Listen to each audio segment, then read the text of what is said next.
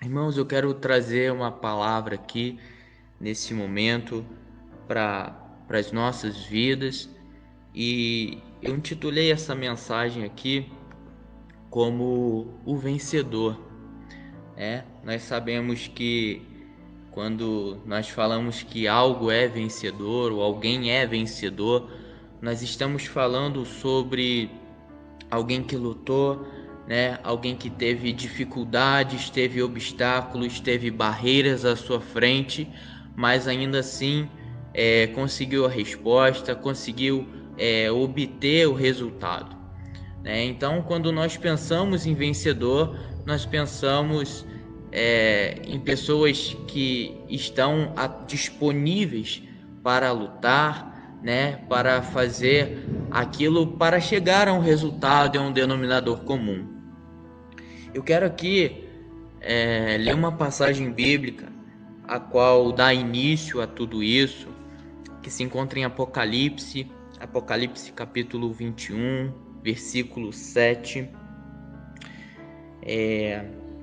E a palavra de Deus, ela vai dizer assim para cada um de nós: o vencedor herdará tudo isso, e eu serei seu Deus, e ele será meu filho. Não vamos entrar aqui nos méritos de cada versículo, Apocalipse exige um pouco mais de detalhes, mas ainda assim eu quero fundamentar esse versículo através de outros para que a gente possa entender um pouco mais o que o Senhor Jesus quer falar a respeito da tua palavra. Então, mais atrás um pouquinho aqui em Apocalipse, no capítulo 2, no verso 7, a palavra de Deus vai relatar: aquele que tem ouvidos, ouça o que o Espírito diz às igrejas. Ao vencedor darei o direito de comer da árvore da vida, que está no paraíso de Deus. Quero ainda, mais um pouquinho à frente, versículo 11, ainda no capítulo 2. Aquele que tem ouvidos, ouça o que o Espírito diz às igrejas. O vencedor, de modo algum, sofrerá a segunda morte. Ainda quero ler um pouquinho mais à frente, no verso 17, ainda no capítulo 2, que vai dizer assim: aquele que tem ouvidos, ouça o que o Espírito diz às igrejas.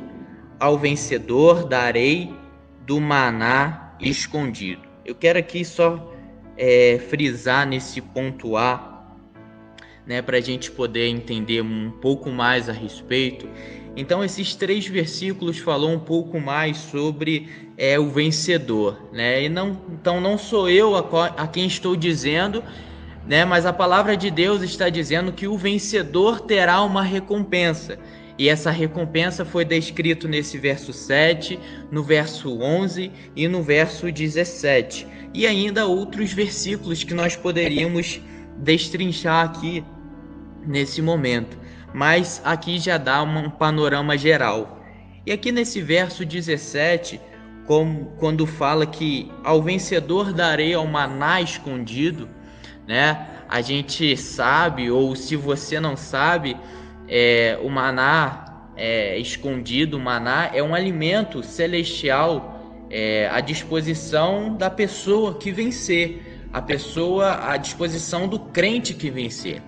E para mim poder comprovar isso, eu quero convidar você a abrir ou acompanhar comigo uma passagem que se encontra em Salmos, capítulo de número 78. Salmos de número 78, no versículo 24, que vai dizer assim pra gente, ó: fez chover maná para que o povo comesse, deu-lhe o pão dos céus. Então, só para me embasar, o que eu tô falando, que o maná escondido é esse maná celestial, o alimento que vem do céu, o contrário do que é o alimento dos seguidores de Balaão, que era sacrificado a ídolos, enfim. Só para você entender o resultado desse vencedor a qual a palavra de Deus está dizendo aqui.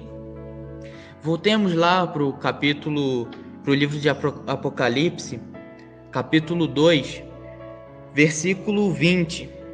Vai dizer assim pra gente, ó: no entanto, contra você, Jezabel, tenho dito isto, você que tolera Jezabel, aquela mulher que se diz profetiza.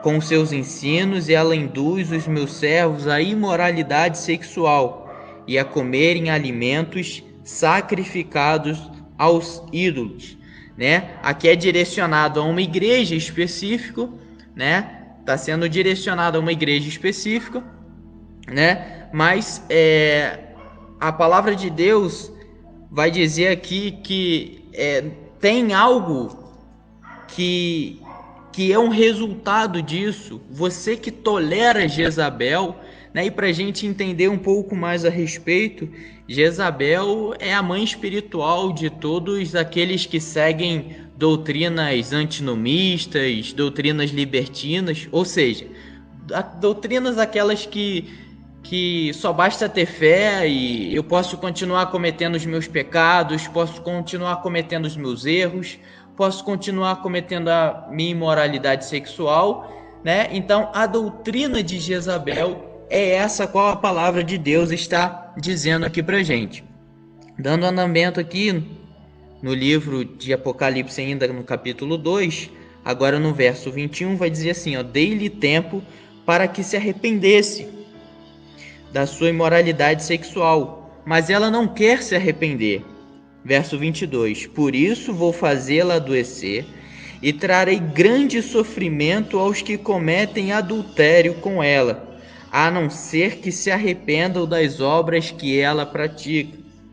Verso 23 vai dizer assim pra gente, ó: matarei os filhos dessa mulher, então todas as igrejas saberão que eu sou aquele que sonda mentes e corações, e retribuirei a cada um de vocês de acordo com as suas obras.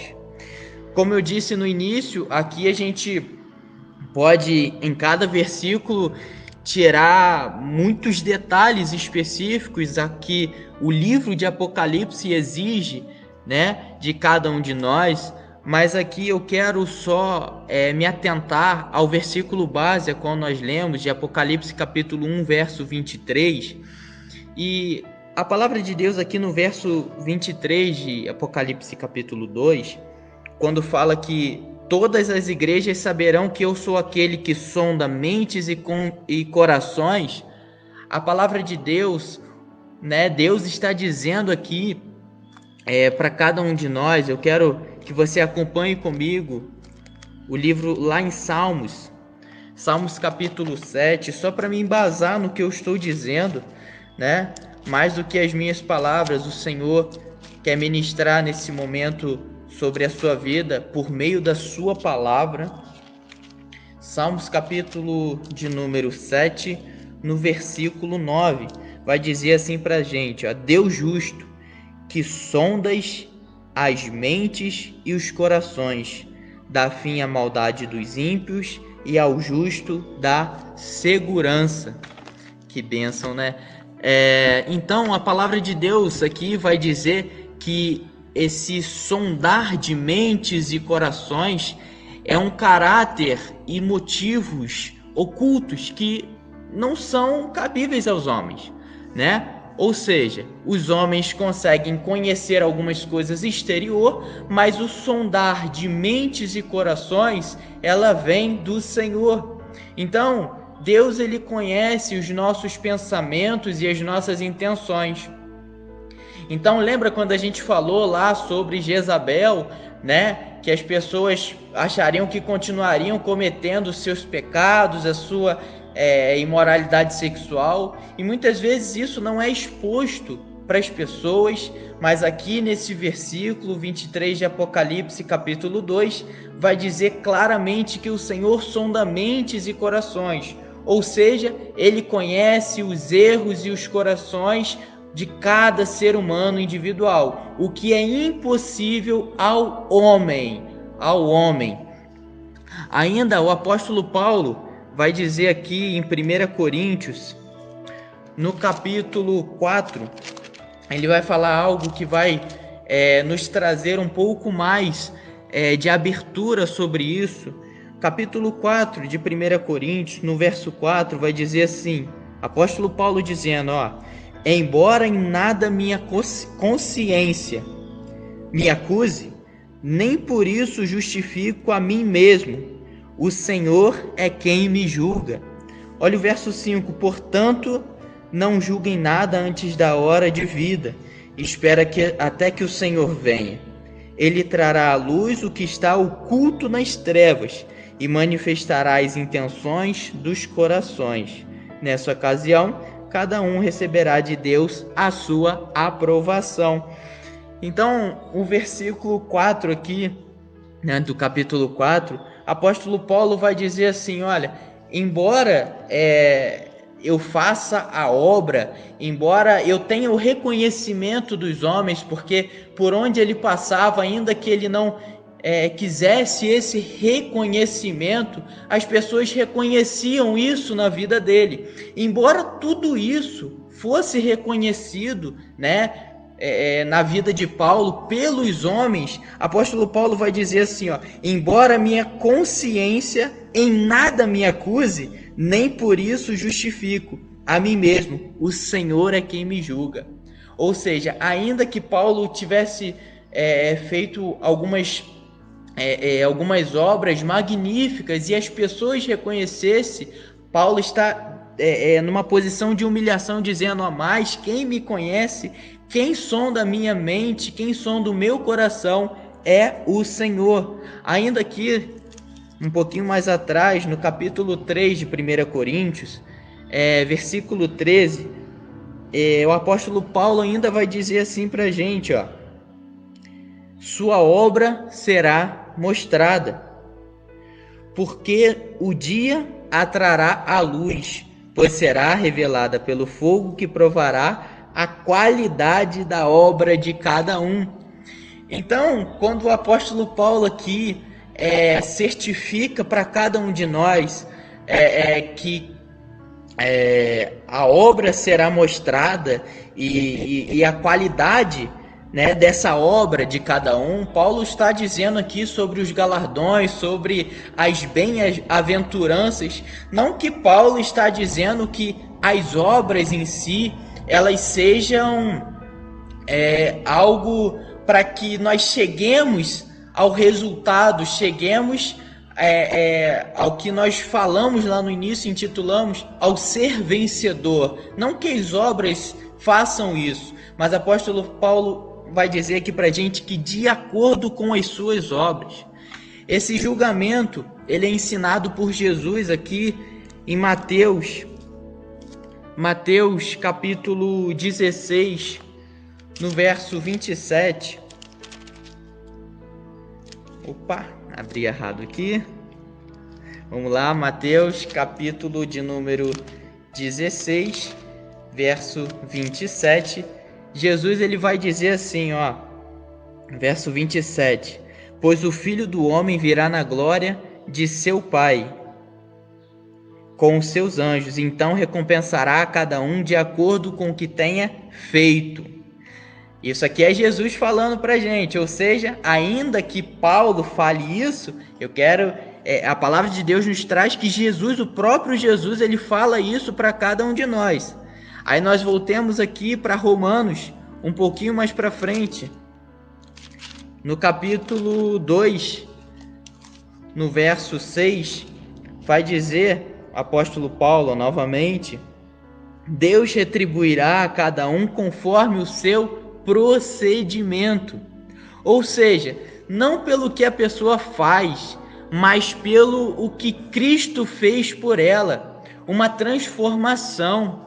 Não que você faça as obras porque você vai receber um resultado, mas isso é o resultado de uma transformação. Ou seja, as obras elas são feitas voluntárias, né? Quando o Espírito transforma, quando o Espírito entra no coração do ser humano, essas obras são feitas voluntariamente. A gente faz e, na verdade, a gente nem percebe. Mas isso não é do homem, isso é o Espírito Santo que faz. E ainda João aqui, lá em Apocalipse, novamente, no capítulo 20.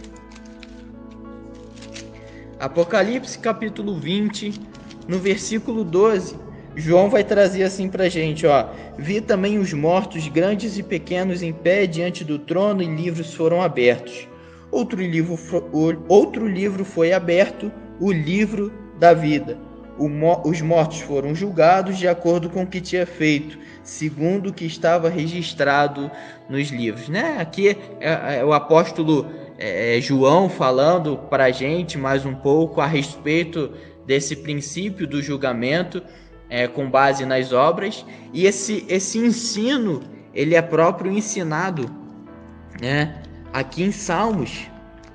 Acompanhe comigo, a gente não vai se alongar muito, já estou terminando, mas o Senhor ainda quer falar com você nesse momento. Salmos de número 62, no versículo 12, a palavra de Deus vai dizer assim pra gente, ó: contigo também, Senhor, está a fidelidade.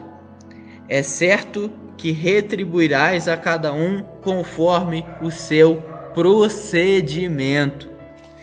Então é maravilhoso a gente relacionar esse princípio do julgamento, relacionar ele à salvação, né? Relacionar essas obras às bem-aventuranças, relacionar essas obras aos galardões. E quero frisar aqui, tudo é totalmente a graça de Deus, né? O Senhor Jesus, ele tem uma misericórdia gigantesca por cada um de nós, mas essa graça nos alcança ao ponto de fazermos as obras voluntariamente, ou seja, agirmos voluntariamente, de acordo com a modificação do Espírito Santo em cada um de nós.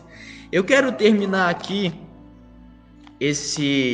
essa explanação a qual o Senhor colocou no meu coração, né?